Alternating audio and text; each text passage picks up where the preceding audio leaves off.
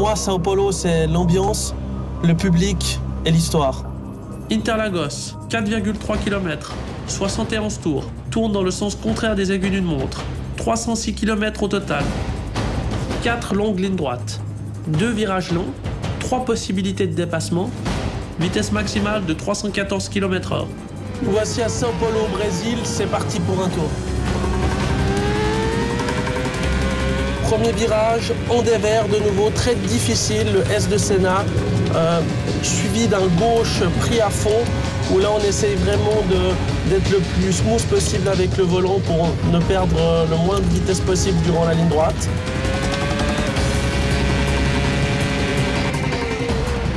C'est un circuit très difficile pour les muscles du cou, comme il tourne dans le sens contraire des aiguilles d'une montre.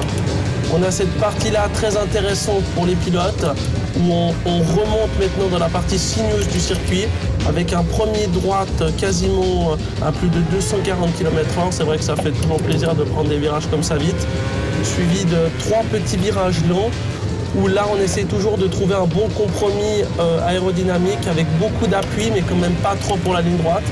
Donc c'est toujours très difficile de conduire dans ces petits virages.